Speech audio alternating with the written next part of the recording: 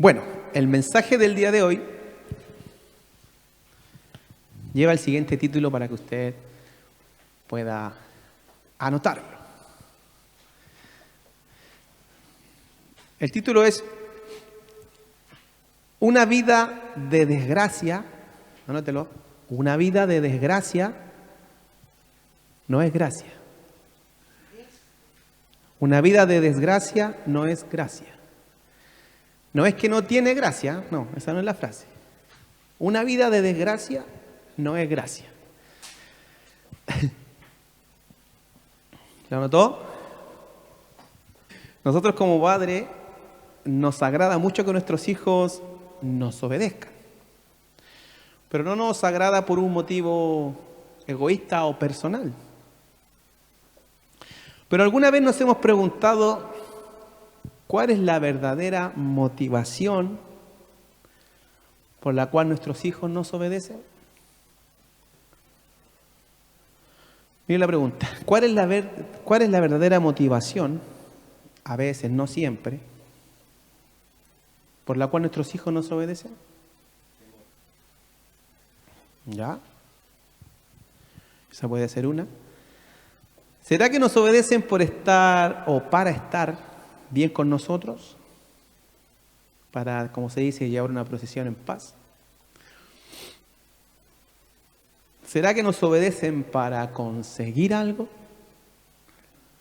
También puede ser, ¿cierto? ¿O será única y exclusivamente para mostrarnos su amor?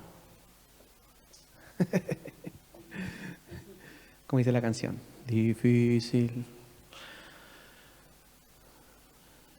Yo no digo que no nos amen, pero a veces hay intereses creados, lo cual los lleva a obedecer no de una forma sincera, no de una forma racional o entendiendo lo que es lo mejor para ellos, sino que transforman la obediencia en un medio para un fin personal. Y la obediencia es un medio con un fin, pero el fin está en la obediencia. ¿Se entiende? La obediencia es un medio que tiene un fin, pero el fin está en la obediencia, en obedecer eso, no un fin aparte. No es un fin aparte por obedecer la instrucción. Nosotros como padres vemos que crecen y a veces se nos hace un poco difícil que consideren el amor que nosotros tratamos de transmitirle a través de una instrucción o a través de una orden. Y la pregunta es, ¿no pasa a veces lo mismo entre nuestra relación con nuestro Padre Celestial? No, nunca. ¿No pasa a veces lo mismo en nuestra relación con nuestro Padre Celestial? ¿O siempre obedecemos a cabalidad sus instrucciones? Y me saltaba otra pregunta. ¿Será que nuestro corazón aún no le pertenece por completo a Él? ¿Por qué me saltaba esta pregunta? Porque mire lo que dice Proverbios 23, 26. Anótelo. No es el contexto del mensaje, pero sí es parte de esta introducción.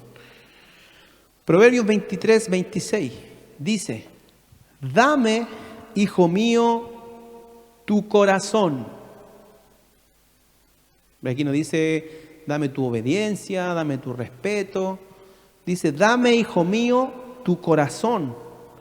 Y miren tus ojos por mis caminos. ¿A qué hablábamos al principio? Los caminos. Dame, hijo mío, tu corazón y miren tus ojos por mis caminos. Bueno, vuelvo a repetir lo que decíamos al principio, que sabemos que la palabra declara que los pensamientos de Dios son más altos que los nuestros. También sabemos que sus caminos son más altos que los nuestros.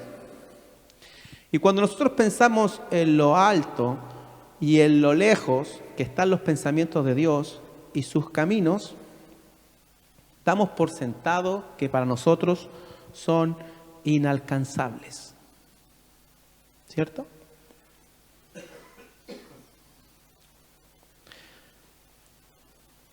Pero, ¿cómo nosotros podríamos pensar como Dios? En la medida que Él nos permita. ¿Y cómo podemos caminar sus caminos? También en la medida que Él nos permita. Como dice Proverbios 23, 26. Dándole nuestro corazón por completo. No a medias. No algunos días. Porque lo que se da no se quita. Amén. Repito, dándole nuestro corazón por completo, no a medias, no a algunos días, porque lo que se da no se quita. Amén. Mira lo que dice Marcos 7, versículo 6. Respondió él. ¿Quién es él? Jesús. Y les dijo: hipócritas, bien profetizó de vosotros Isaías, como está escrito: este pueblo de labios me honra, mas su corazón está lejos de mí. Todo lo que hagamos con el corazón lejos de Dios no son más que ceremonias sin vida, palabras vacías. Por eso Jesús le decía: este pueblo de labios me honra. O sea, son puras palabrerías, puras palabras vacías. Es como vivir una vida solo de fachadas. Yo no busqué el significado de fachadas, pero es algo superficial. ¿Y a qué fachada se refiere esto? A la fachada que vivimos muchas veces del Evangelio, la fachada de la religiosidad, la fachada del cristianismo y la fachada del compromiso. ¿Y qué es una fachada? Yo escribí aquí: algo que a primera vista representa una hermosa verdad, pero que en realidad es algo incompleto. Por ejemplo, cuando vemos una fachada de una casa, nosotros estamos viendo la entrada, ¿cierto? Y podemos decir: uy, que es linda. Y podemos pensar que esa casa es completamente bonita, hermosa, por la fachada que tiene. Pero de repente caminamos un poco hacia el lado y miramos por la parte del lado y esa casa no está construida hacia atrás. No tiene nada. ¿Qué es lo que era solamente entonces? Una fachada. En ese sentido se toma este término. Algo que pareciera que estuviera completo y que fuera hermoso, pero que en realidad no está completo. Dios quiere de nosotros todo nuestro ser, pero todo nuestro ser involucrado, porque todo nuestro ser le pertenece a Él, como lo decíamos al principio. Y el libro que hoy vamos a analizar y los textos se encuentran en el libro de Ageo. Es un libro no muy nombrado, no muy usado y no muy compartido, pero está en el Antiguo Testamento. Es un profeta menor. Y les voy a leer un poquito, que guardé acá, el contexto más o menos histórico, para que nos podamos entender lo que Dios nos quiere decir esta tarde. Escuche usted. El libro de Ageo es uno de los libros más cortos del Antiguo Testamento, con solo 2 capítulos. Pero su mensaje fue crucial para el pueblo judío en un momento histórico particular. Este es el momento histórico. El libro de Ageo fue escrito alrededor del año 520 a.C., durante el periodo post-exílico. O sea, después del exilio, cuando ya se habían sido libertados. Este es el contexto específico. El exilio babilónico, 586 al 538 a.C., El reino de Judá fue conquistado por los babilonios en el año 586. Ahí cuando los babilonios, ¿cierto?, conquistaron, ahí donde está también se desarrolla el libro de Daniel, que fueron llevados a Babilonia, ¿cierto? En ese periodo sucedió todo eso, por el rey Nabucodonosor. El templo de Salomón fue destruido y gran parte de la población fue deportada a Babilonia. El edicto de Ciro. Ciro era el rey del imperio persa. El imperio persa conquistó a los babilonios. El imperio persa conquistó a los babilonios y emitió un decreto permitiendo a los judíos regresar a Jerusalén y reconstruir el templo. O sea, si los persas no hubieran conquistado Babilonia, todavía estaría el pueblo exiliado en Babilonia. Todo esto debemos entender que era un propósito de Dios para cumplir su voluntad sobre el pueblo. El retorno, 538 al 537 a.C., un primer grupo de exiliados liderados por Zorobabel, un gobernador, y Josué, sumo sacerdote, regresan a Jerusalén. Cuando los judíos regresaron a Jerusalén, encontraron una ciudad en ruinas, oposición de habitantes locales, samaritanos y otros grupos, dificultades económicas, incluyendo sequías y malas cosechas. Ponga atención a eso. Inicialmente comenzaron a reconstruir el templo, pero pronto el trabajo se detuvo debido a oposición política y de pueblos vecinos, dificultades económicas, desánimo y falta de prioridad entre los repatriados. Falta de prioridad entre los que habían vuelto. Y el ministerio de Ageo y su mensaje fue después de aproximadamente 16 años de inactividad. Desde que ellos volvieron por el edicto de Ciro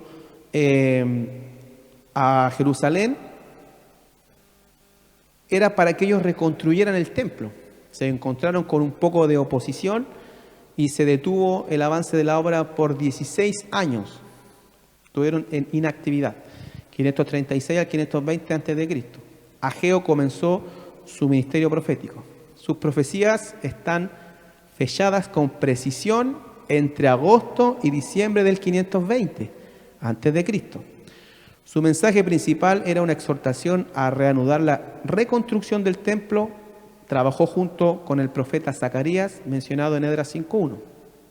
Mensaje principal. El mensaje de Ageo se centraba en reprensión. Criticó al pueblo por construir casas lujosas mientras el templo seguía en ruinas.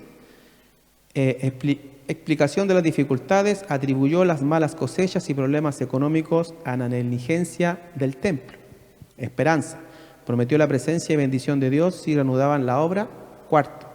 Promesas mesiánicas, incluyó profecías sobre la gloria futura del templo y sobre Zorobabel como representante de la línea davídica. La profecía de Ageo tuvo un impacto inmediato. Y esa última parte no se las voy a contar porque tenemos que verla en el mensaje. Para que usted más o menos se ponga en contexto, cuando sucedió esto que ahora vamos a leer, que es lo que estaba sucediendo, fue cuando volvieron a Jerusalén después de que fueron llevados a Babilonia. Amén. Y el capítulo que vamos a leer es el capítulo 2 de Ageo. Tiene 2 capítulos solamente el libro de Ageo. Vamos a leer el capítulo 2, del versículo 10 en adelante. Dice: a los 24 días del 9º mes, en el 2º año de Darío, vino palabra de Jehová por medio del profeta Ageo, diciendo. Bueno, primero lo que tenemos que entender acá era la fecha en lo que estaba sucediendo esto. 24 días del 9º mes, en el 2º año de Darío. Ellos habían comenzado la reconstrucción del templo, porque era ese el propósito por el cual habían sido libertados por providencia de Dios. Pero ellos tenían un problema, que a pesar de la reconstrucción del templo, había un problema que estaba en su corazón. O sea, ellos pensaban que la reconstrucción del templo podía mejorar ese problema que estaba en su corazón. Y eso no significaba, o no era lo que Dios quería que ellos entendieran, que iba a suceder con la reconstrucción del templo. No significaba que porque ellos estaban construyendo ya estaba todo bien, porque algo sucedió que los llevó, como decíamos, a un periodo de 16 años en los cuales ellos habían dejado de construir. Podríamos decir que ellos habían dejado su actividad principal en segundo plano. Y el versículo 11 dice así: así ha dicho Jehová de los ejércitos. Mira lo que le dice Jehová de los ejércitos a Ageo. Pregunta ahora a los sacerdotes acerca de la ley. No dice pregunten, pregunta. Era directo a Ageo. O sea, podemos decir también que esta es una pregunta personal que Dios nos está haciendo a cada uno de nosotros. Pregunta, pregunta, pregunta, pregunta. Diciendo, versículo 12, escucha bien esto: si alguno llevare carne santificada en la falda de su ropa y con el vuelo de ella tocare pan o vianda o vino o aceite o cualquier otra comida, ¿será santificada? Y respondieron los sacerdotes y dijeron: no, de ninguna manera. El versículo 13: y dijo Ageo: si un inmundo a causa de cuerpo muerto tocare alguna cosa de estas, ¿será inmunda? ¿De qué cosa? De la vianda, del pan, del vino, del aceite. Y respondieron los sacerdotes y dijeron: inmunda será. ¿Se da cuenta que las dos cosas no sucedían lo mismo? En el Antiguo Testamento los sacerdotes instruían todos los asuntos y las leyes sobre las contaminaciones, las cosas puras y las cosas impuras, o los impuros. Pero esto tenía que ver con impureza ceremonial. No era que como que el cuerpo se contaminaba o había algo físico, sino que era una contaminación ceremonial. No estaban aptos para participar en ceremonias, en sacrificios, porque quedaban impuros de forma ceremonial, para las ceremonias. Y leímos en el versículo 12 y entendemos que si la ropa o algo toca algo que está santificado, que eso no produce que eso sea santo. O sea, el versículo 12 que nos está diciendo que la santidad no se pega. Amén. La santidad no se pega. Pero el versículo 13 que dice que si algo inmundo tocar alguna de estas cosas, que la impureza es altamente contagiosa. Voy a dar un ejemplo, nunca va a ser un ejemplo que va a representar a cabalidad lo que Dios nos quiere decir, pero sí podemos entender un poco a través de estos ejemplos. Si un niño tiene una camisa, o le pasamos una camisa blanca, limpia, recién lavadita, y a él se le ocurre hacer algo en lo cual tiene que ocupar aceite, y ese aceite cae o se derrama encima de un mesón, y al niño se le ocurre la mejor idea de tomar esa camisa blanca, limpia y pura para limpiar esa mancha de aceite. La pregunta es: ¿la pureza y la limpieza de esa camisa hacen que la mancha de aceite desaparezca? Es obvia la respuesta.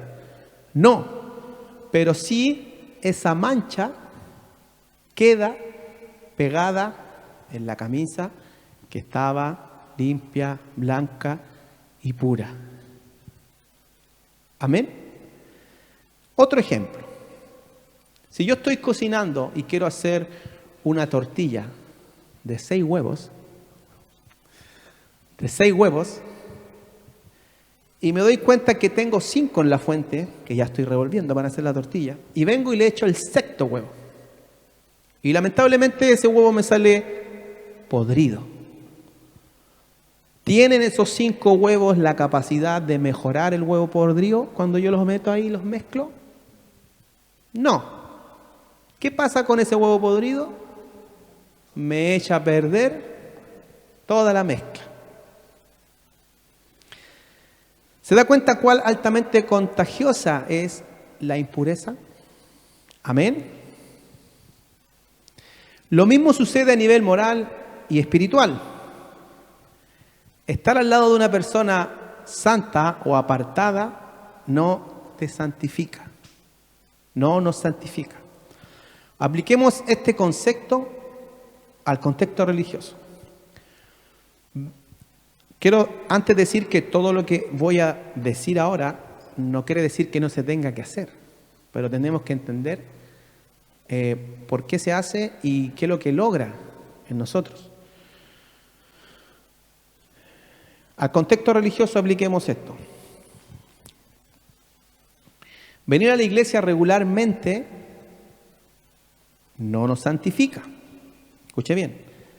Cantar alabanzas con los ojos cerrados no te santifica. Y por eso yo hoy día cerré los ojos, porque creo que se entienda que no es algo malo, sino que se deben entender que eso no nos santifica. Escuchar la predicación de la palabra no nos santifica. O sea, ¿qué quiero decir con todo esto? Que estas cosas no nos santifican de forma automática. Eso quiero que podamos entender, que todas estas cosas no nos santifican de forma automática. Lo que sí hace Dios, usa cada uno de estos medios para santificarnos, escucha bien, siempre y cuando estas cosas nos lleven a arrepentimiento y fe. ¿Amén? ¿Está de acuerdo?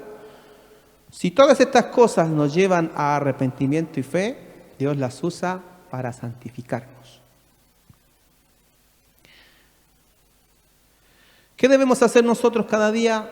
O usted dirá, ¿de qué debemos arrepentirnos? Debemos arrepentirnos de que muchas veces sacamos a Dios del lugar que le corresponde. Y eso es arrepentirse, volvernos del pecado a Dios. Arrepentirse, volvernos del pecado a Dios. Es dejar de confiar en cualquier cosa que no sea Dios. Amén. Volvemos a la historia. Por casi 16 años, el pueblo estuvo ocupado en sus negocios y en construir casas lujosas. Que alguien pueda leer Ageo capítulo 1. Espérame. Aguárdame.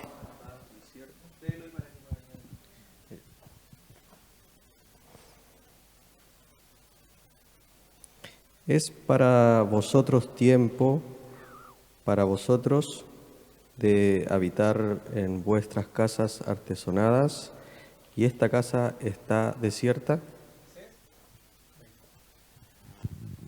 Ese es el versículo 4 entonces, ¿cierto? 1:4. Es tiempo para estar habitando ustedes en sus casas artesanadas o lujosas, podríamos decir, y que el templo esté abandonado. Es como que Dios le estaba preguntando a través de Ageo si eso, lo que estaban haciendo ellos, era correcto. ¿Es correcto lo que ustedes están haciendo? ¿Qué pasaba con el pueblo? Tenían las prioridades tan trastornadas que a pesar de que comenzaron la reconstrucción del templo, seguía para ellos como prioridad sus negocios, sus casas, y eso los había alejado de su comunión con Dios. Escuchen esta palabra, los había alejado de su comunión con Dios. Hay una palabra que es muy importante, que Dios le transmite al pueblo a través de Ageo, y es la palabra meditar, que es como considerad esto y no lo pases por alto. Lo encontramos en el capítulo 1, versículo 5, capítulo 1, versículo 7, capítulo 2, versículo 15, capítulo 2, versículo 18.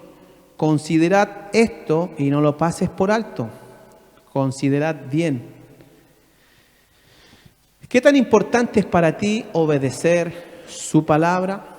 Pero no solamente obedecerla, sino con un corazón agradecido y no como un medio para un fin, como hablábamos al principio? ¿Qué tan importante es para nosotros obedecer su palabra con un corazón agradecido y no con un medio para un fin? ¿Qué tan importante es para ti obedecer con alegría, gratitud y deleite? A veces nosotros tenemos la mala costumbre de funcionar en automático para las cosas de Dios. Como dice, ponemos el piloto automático. Como que decimos, ya, ahora voy a orar, ahora voy a cantar, ahora voy a la iglesia, ahora participo de la actividad. Y lo que Dios quiere es que no vivamos nuestra vida en automático, ni por inercia. No hacer lo que hago porque todos los cristianos lo hacen. Ninguna de estas actividades son un fin en sí misma. Dios las usa para acercarnos a Él, como decíamos al principio. La reconstrucción del templo en la cual el pueblo había sido enviado era vana, era vacía, si el corazón del pueblo no se arrepentía de su mal. Todos los esfuerzos que el pueblo estaba haciendo para construir el templo eran esfuerzos vanos y vacíos si sus corazones no se arrepentían del mal. Versículo 14. Respondió Ageo y dijo: así es este pueblo y esta gente delante de mí, dice Jehová, y asimismo toda obra de sus manos y todo lo que aquí ofrecen es inmundo. Todo lo que hacían y ofrecían no servía para nada si no resolvían el problema. Y aquí hay una frase que dice: el corazón del problema era el problema del corazón. ¿Se entendió? El corazón del problema era el problema del corazón. Ellos debían renunciar a todos los ídolos que estaban como prioridad y se interponían en su relación con Dios. Había muchas cosas que ellos estaban poniendo como prioridad que se interponían en su relación con Dios. Y esto dejaba a Dios en segundo lugar. Pero no que Él estuviera en segundo lugar, sino que en sus vidas, en las vidas de ellos, Dios quedaba como segundo lugar. Debían arrepentirse y plantar a Dios en sus corazones para volver a disfrutar, escucha esta palabra, para volver a disfrutar de Él. La construcción del templo era importante por lo que representaba. La construcción del templo representaba la presencia de Dios en medio de ese lugar. Pero si no había arrepentimiento en sus vidas, todo eso, la reconstrucción del templo no servía para nada. Y la pregunta es: ¿quién es el templo hoy? ¿Quién? Nosotros. Nosotros somos el templo. Y sabemos que algo se va construyendo en nosotros por Jesucristo, ¿cierto? Algo se va levantando y formando. Él nos va formando como el templo, para que la presencia de Dios pueda estar en nosotros. Hay un sistema de sacrificios, ¿cierto?, que se hacían en el Antiguo Testamento y que tiene un propósito más profundo del que quizás nosotros hemos entendido hasta el día de hoy. El propósito del sacrificio era que a través de estos, escucha bien, a través de estos el pueblo pudiera tener comunión con Dios, porque Dios es 3 veces santo. ¿Por qué tenían que sacrificarse los animales? Para perdonar el pecado, ¿cierto? Eso todos lo sabemos, que se sacrificaban animales para que el pueblo pudiera ser perdonados, sus pecados perdonados. Pero ¿para qué Dios tenía que perdonar el pecado del pueblo?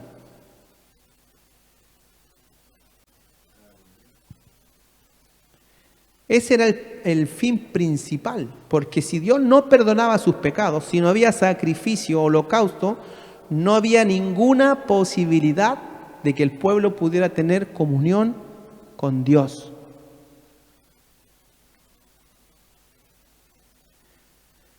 Este sistema no solo significaba matar animales para yo quedar libre de pecado,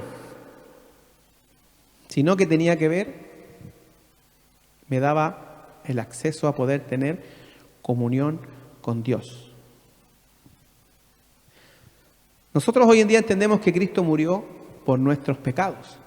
Y como declara el libro de Hebreos, Cristo murió por nuestros pecados una vez y para siempre.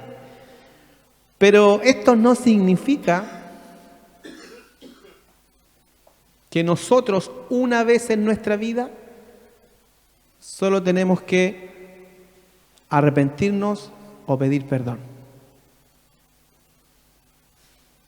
Jesús sí, obvio. Jesús murió una vez y para siempre, derramando su sangre por los pecados. Pero eso no quiere decir que yo tengo que pedir perdón o arrepentirme una sola vez.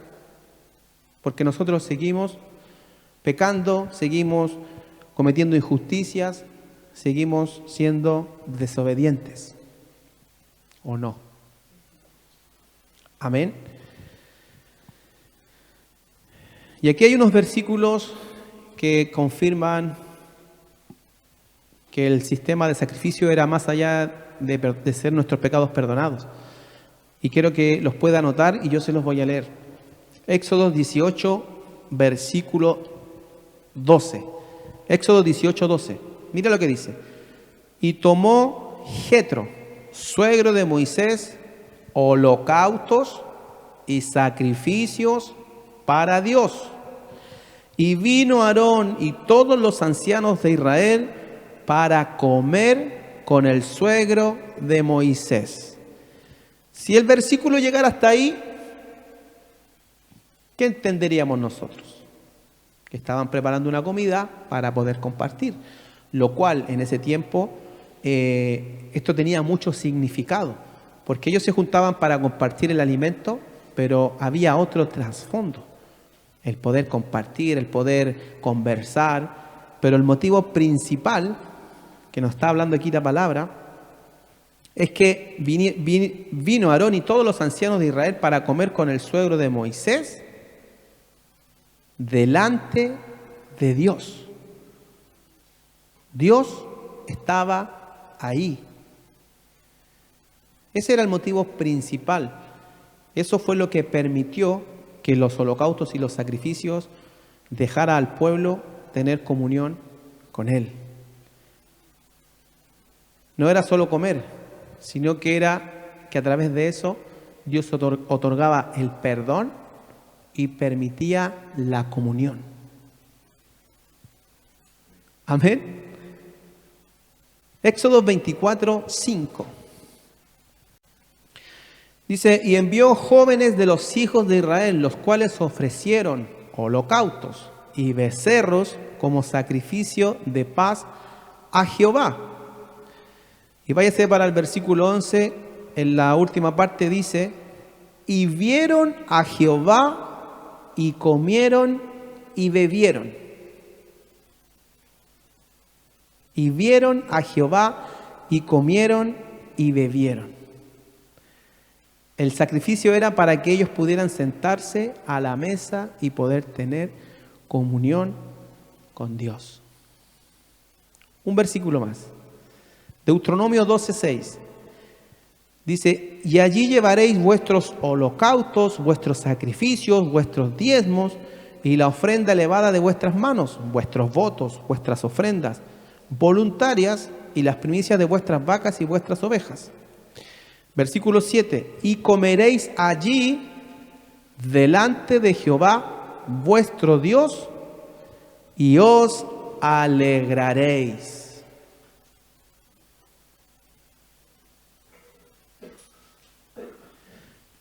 O sea, ¿qué nos enseñan estos textos? Que no era como a veces pensamos. Como que los israelitas iban y decían, ya Señor, aquí está mi holocausto, aquí está mi sacrificio, ya Señor, aquí está mi ofrenda, toma. Señor, aquí te traje los votos, ya estoy listo, nos vemos, chao. No era así, hermano.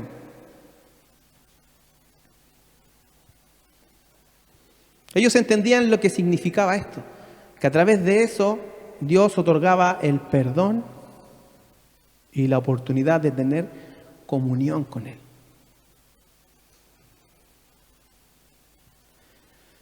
Si esto no sucedía, si no había sacrificio, esa comunión del Antiguo Testamento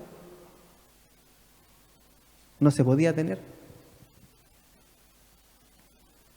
¿Y en el Nuevo?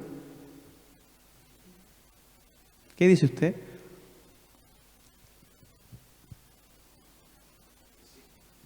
¿Que sí? En el Nuevo tampoco se puede tener esa comunión. ¿Por qué? Y vamos a introducirnos en los textos, por favor. No me mire así. Porque Dios sigue siendo el mismo.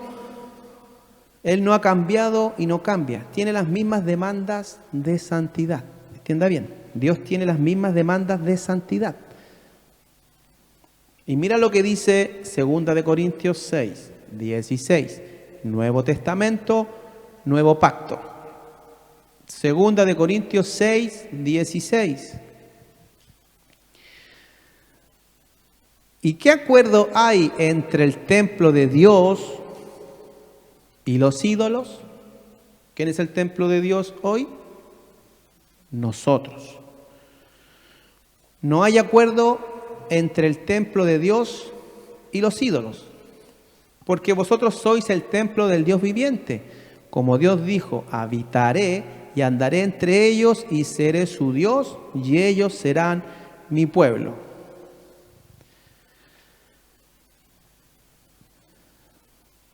Lo primero que vemos acá, que la misma instrucción que Dios le había dado al pueblo a través de Ageo, la está dando otra vez acá. Que no hay comunión con los ídolos. Él no comparte su lugar con los ídolos.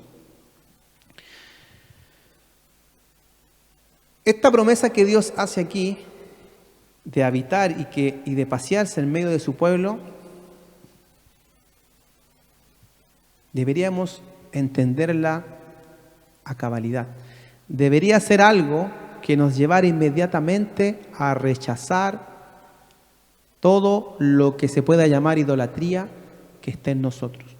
Si Dios prometió estar en medio de su pueblo o prometió habitar en estos templos, solamente el entender eso debería llevarnos a rechazar todo lo que pueda estar siendo ídolos en nuestra vida. Amén. Si en el templo está Dios, de ninguna manera pueden estar los ídolos. ¿Qué dice ahí el versículo? ¿Qué acuerdo hay entre el templo de Dios y los ídolos? Ninguno. Versículo 17. Por lo cual salid de medio de ellos y apartaos, dice el Señor, y no toquéis lo inmundo. No podemos santificarnos por tocar algo santo, pero sí podemos quedar inmundos al tocar las inmundicias.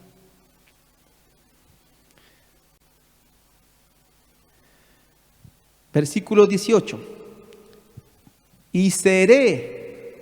Mira lo importante que es para nosotros el poder dejar lo inmundo y los ídolos. Porque dice, y seré para vosotros por padre, y vosotros me seréis hijos e hijas, dice el Señor Todopoderoso. ¿Qué quiere decir esto? que ya nuestros asuntos no pueden ser más importantes que la comunión extremadamente satisfactoria para nuestra alma que Dios nos permite tener con Él.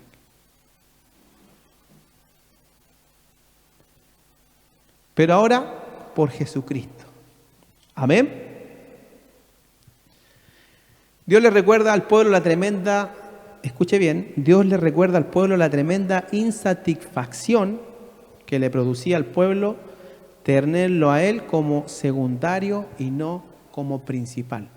Al pueblo, a pesar de que estaban construyendo el templo, como no era lo prioritario, Dios al pueblo le causaba una tremenda insatisfacción. Leamos Ageo capítulo 2, versículo 15. Aquí está la palabra. Ahora pues, meditad en vuestro corazón desde este día en adelante, antes que pongan piedra sobre piedra en el templo de Jehová. Antes que sucediesen estas cosas, venían al montón de 20 efas y habían 10. Venían al lagar para sacar 50 cántaros y habían 20. O sea, ellos venían a sacar cosas pensando que podían sacar una cantidad, pero había menos. No había lo que ellos querían, había menos. Y esto dice Dios que lo produjo Él. El versículo 16, el 17, perdón. Os herí con viento solano, con tizoncillo y con granizo, en toda obra de vuestras manos. Todo lo que hacían, como no lo hacían de corazón, toda su obra fue herida. Todo lo que hacían con sus manos fue reducido. No les prosperó. Pero el propósito era que ellos se convirtieran. Pero Dios, ¿qué les dijo? A pesar de que hice todo esto, más no os convertiste a mí. Y lo que aquí le dice Dios a través de Ageo es muy parecido al mensaje que predicó Ageo en el capítulo 1, más o menos 6 meses antes. Capítulo 1, versículo 6. Anótelo ahí. Dice, sembráis mucho y recogéis poco. Coméis y no os saciáis. Bebéis y no quedáis satisfechos. ¿Se da cuenta la sensación de insatisfacción que el pueblo estaba viviendo por poner a Dios en segundo lugar? Os vestís y no os calentáis, y el que trabaja jornal recibe su jornal en saco roto. Es como diríamos en este tiempo la plata se me hace sal y agua. Versículo 11. Pero mira lo que hice, les dice Jehová. Y llamé la sequía sobre esta tierra, y sobre los montes, sobre el trigo, sobre el vino, sobre el aceite, sobre todo lo que la tierra produce, sobre los hombres y sobre las bestias, y sobre todo trabajo de manos. Nosotros muchas veces solemos olvidar que toda la creación está al servicio y obediencia de Dios. La gente quizás muchas veces le llama las leyes naturales, ¿cierto? Pero nosotros sabemos que todo esto tiene que ver con la providencia de Dios. Si el campo produce y la lluvia cae, es porque Dios así lo quiere. Si hoy día llovió, no fue por una ley natural, como lo entienden los hombres. Fue porque Dios así lo quiso. Amén. Entonces, ¿qué le estaba diciendo Dios? Que todas las cosas que no les prosperaban, toda la sequía y todo lo que se redujo, Él lo causó. Y Dios les dice, ustedes estaban en la tierra prometida, recibiendo bendición, pero rompieron el pacto. ¿Por qué rompieron el pacto? Porque se deleitaron en la bendición, pero dejaron de deleitarse en el que bendice.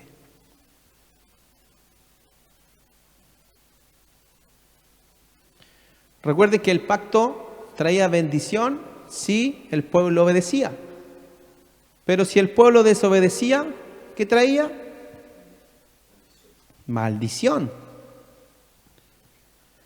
¿No existe una maldición mayor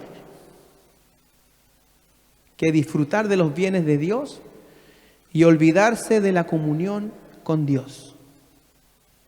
Es así que es una maldición. Este actuar y este sentir y este vivir nos puede llevar a vivir una vida miserable. Buscando satisfacer nuestras cosas, pero viviendo una vida totalmente amargada, en escasez y sin disfrute.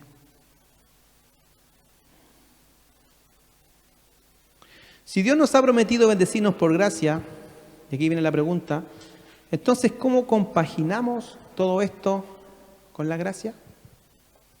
Que hemos hablado de los sacrificios, ¿cierto? ¿Cómo compaginamos todo esto con la gracia? Si la palabra nos dice que la bendición es por gracia, ¿eso es verdad? ¿Eso es verdad? Amén. Pero ¿es la verdad completa? ¿O quizás hay algo que no hemos comprendido? Mentira no es, que la bendición es por gracia, eso es verdad. Pero quizás la verdad es más completa.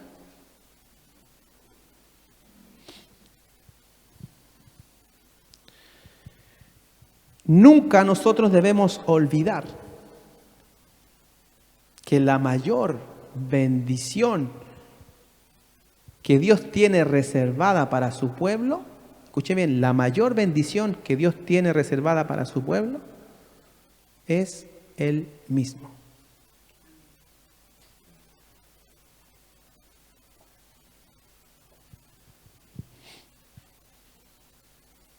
Lo que Él realmente quiere darnos es la enorme, escucha bien, la enorme, maravillosa, extraordinaria, incomparable bendición de estar con Él.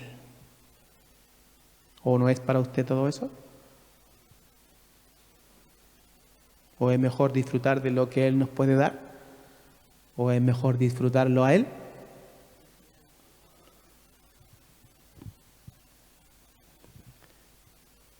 El tener comunión con Él y el estar con Él es la cosa más maravillosa que nos puede pasar. Si en algún momento nosotros entendiéramos esto como debiéramos entenderlo, y por esas casualidades de la vida decidiéramos dejar a Dios en segundo lugar o en segundo plano, eso sí que sería una verdadera locura. Cuando nosotros entendemos que la mayor bendición es poder tener comunión con Dios, no hay otra bendición mayor, y decidiéramos dejar a Dios en segundo plano, eso es porque nos estamos volviendo realmente locos. ¿Alguien puede leer Jeremías 2:13, por favor?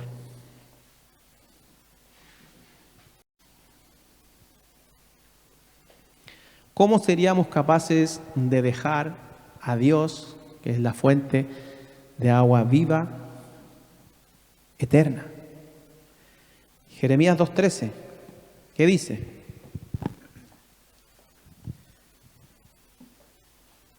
Dice, porque de males ha hecho mi pueblo, me dejaron a mí, fuente de agua viva, y cavaron para sí cisternas rotas que no retienen agua. Mira la locura que había cometido el pueblo. Me dejaron a mí fuente de agua viva y se pusieron a cavar cisternas rotas que no podían guardar agua. O sea, si lo pensamos, es una locura lo que hizo el pueblo. Sabiendo que Dios es la fuente de agua viva, que el pueblo se pusiera a cavar cisternas, dejando a Dios, es una locura.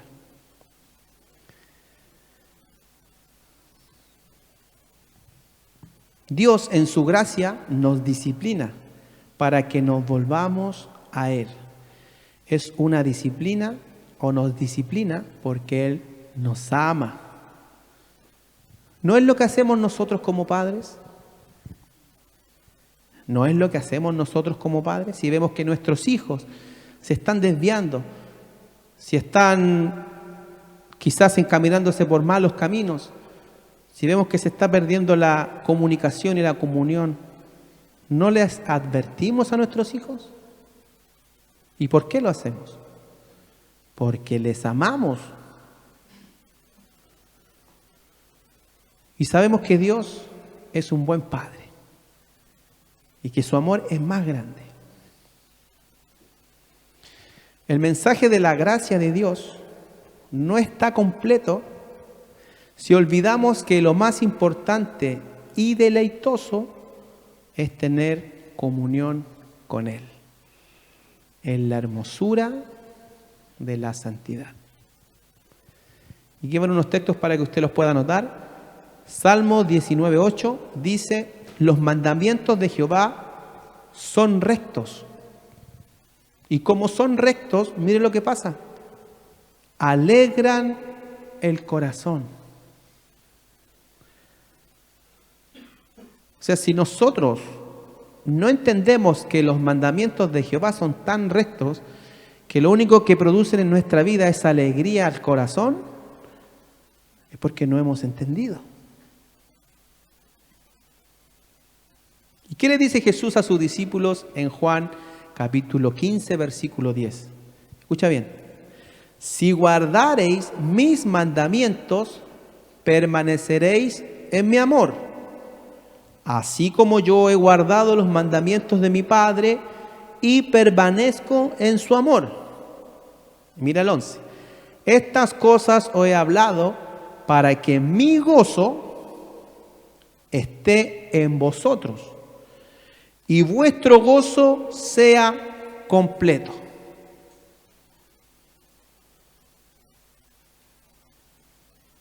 ¿Qué nos quiere decir esto? Que la única manera de que nuestro gozo esté completo es que obedezcamos.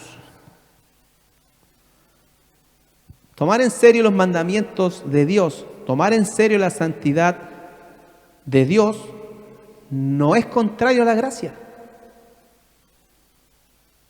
No es contrario a la gracia. Tomar en serio los mandamientos de Dios y tomar en serio su santidad. Pensar que eso es contrario, eso es una desgracia. Amén. Lo que es contrario a la gracia es querer obedecer para ganarnos la gracia. ¿Y qué nos dice el legalismo? El legalismo lo hace pensar que Dios nos acepta por lo que hacemos, o nos ama por lo que hacemos. Y en el otro extremo tenemos el libertinaje.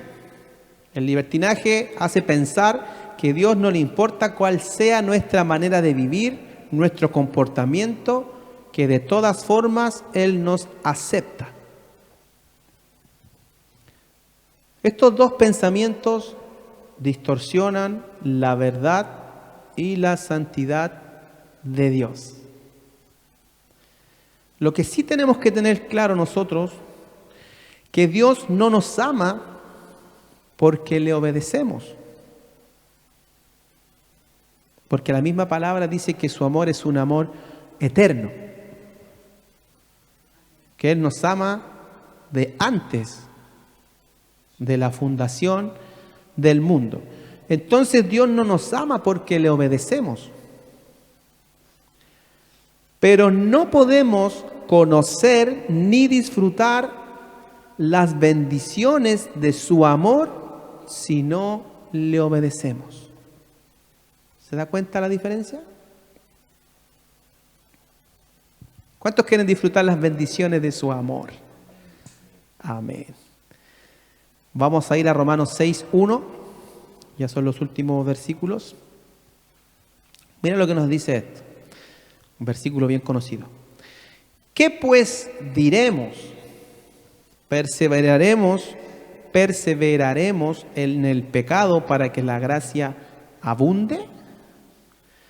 Versículo 2, en ninguna manera, porque los que hemos muerto al pecado, ¿cómo viviremos aún en él?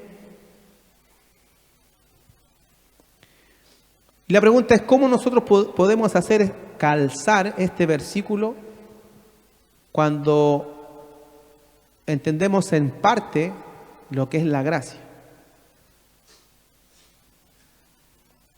Decimos, sí, pues la gracia me va perdonando aunque yo siga pecando. Porque esa es la gracia. Que no me gano el perdón. Que si sigo pecando, Dios me perdona.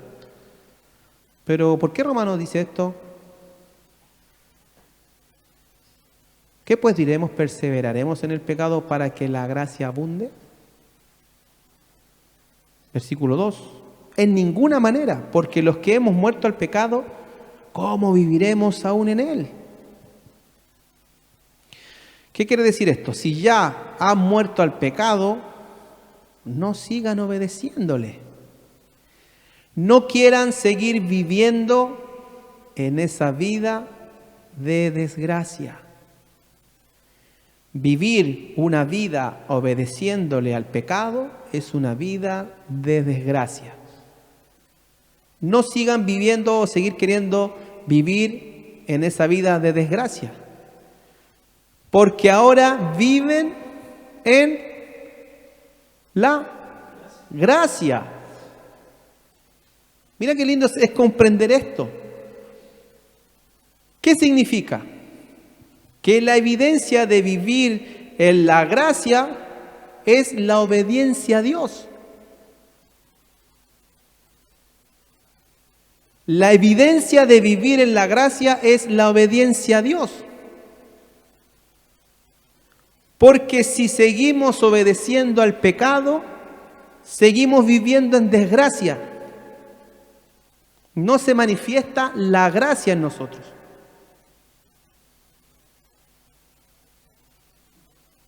Porque no estamos obedeciendo a Dios.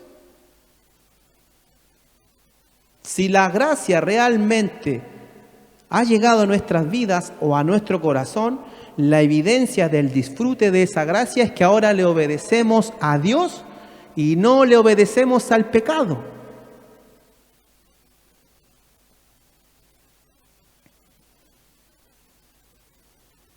Pero ¿qué tenemos que hacer entonces?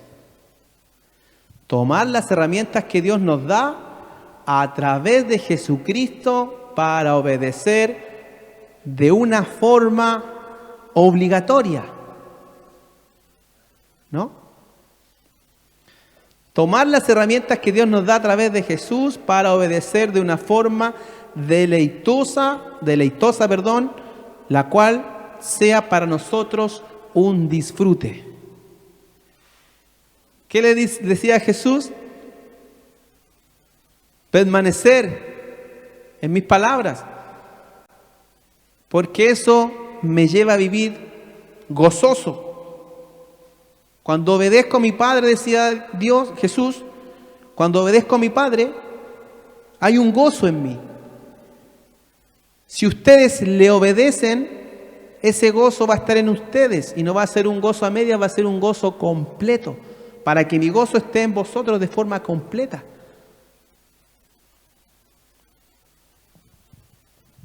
Para que sea un deleite y podamos disfrutar de esta maravillosa comunión que nos permite Dios. Primera de Crónicas 16:29.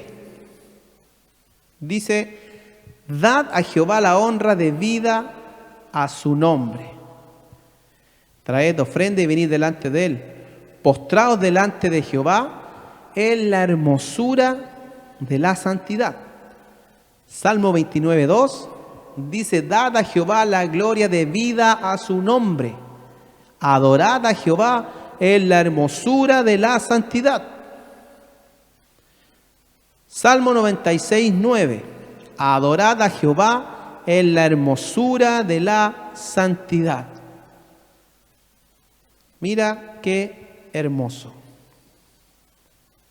Cuando comprendemos esto, nos lleva a querer estar con Él, porque la hermosura de su santidad es un deleite y la mayor bendición para nuestras vidas. Hay un llamado de Dios a través de Ageo también a descansar en cuanto ellos están manifestando un cansancio. Hay un llamado de Ageo para el pueblo para que ellos puedan descansar. Y no descansar en cualquier cosa, sino que descansar en Él. ¿Qué significa esto? Que nosotros debemos echar todas nuestras ansiedades, todas nuestras necesidades, nuestras preocupaciones, nuestras metas terrenales delante de Él, para que ninguna de estas cosas nos lleven a ponerlo a Él en segundo lugar. Amén. Es lógico que en el tiempo de la cosecha, los que cosechan no salgan de su trabajo hasta que se termine la cosecha. Es lógico que los comerciantes en temporadas altas aprovechen el tiempo para poder tener buenas ventas.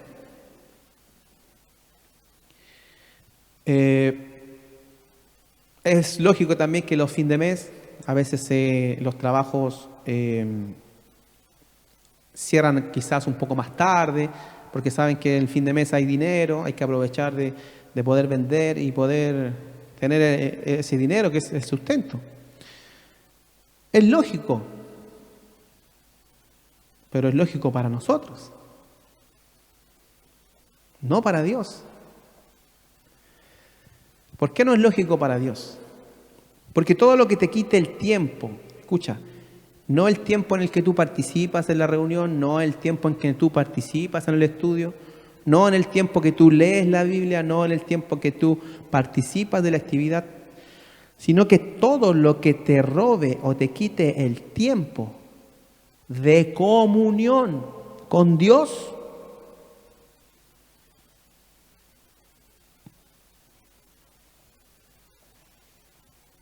Dios quiere que salga de nuestras vidas. Todo lo que nos quite el tiempo de comunión con Él, Él quiere que lo quitemos de nuestra vida. Todo lo que nos quite el deleite de estar con Él, quiere Dios que lo saquemos de nuestra vida. Por eso que para Él no es lógico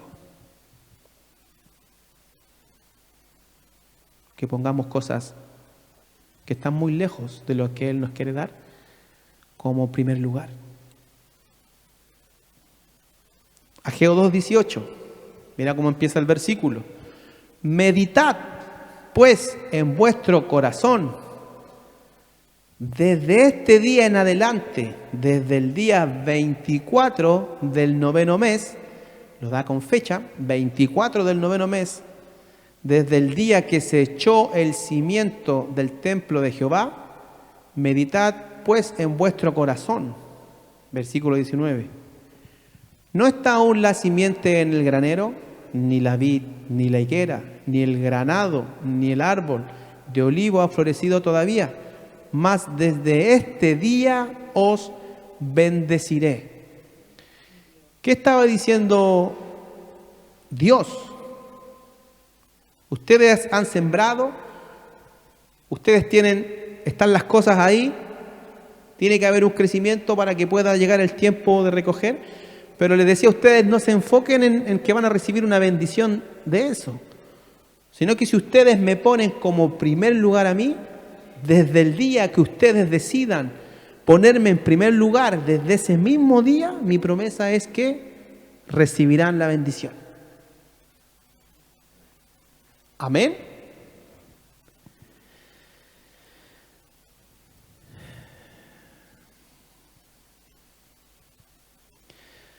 Cuando se sacaron las cuentas de esto, se daba a entender que más o menos era la fecha el 24 del 9º mes, es donde se marca esta fecha, en que Dios prometió al pueblo que si le obedecía con un corazón que se deleita en Él y disfruta de su compañía y comunión por sobre todas las cosas, verían la única, verdadera y más grande bendición. ¿Cuál es la posibilidad que nosotros tenemos hoy?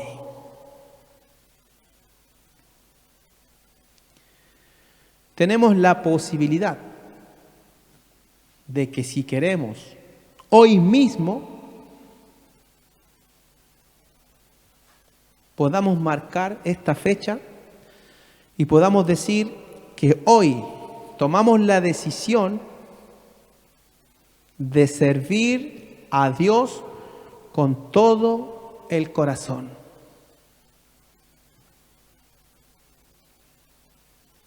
Hay una promesa de parte de Dios, que es el disfrute de la comunión con Él, siempre y cuando nosotros decidamos servirle con todo el corazón. Cuando entendamos esto, vamos a poder dejar de vivir una vida de desgracia y vamos a vivir una vida en su gracia. Amén. Ya que maravilloso lo que Dios nos promete. No solo disfrutar de sus bendiciones, sino que disfrutar de la bendición mayor, que es tener comunión con Él. Amén. ¿Cuántos quieren disfrutar de esa bendición mayor? Amén. Yo quiero disfrutar de esa bendición mayor. Si usted ha recibido esta palabra, denle un fuerte aplauso al Señor. Al Señor, un fuerte aplauso al Señor. Que Dios también pueda bendecir a aquellos que verán este mensaje en nuestra página oficial de YouTube. Que Dios bendiga a cada uno de los que nos visitará también a través de nuestra página. Amén. Que Dios bendiga a todos y que esta palabra pueda ser de bendición para nuestras vidas. Amén. Nos gozamos y nos deleitamos en su palabra.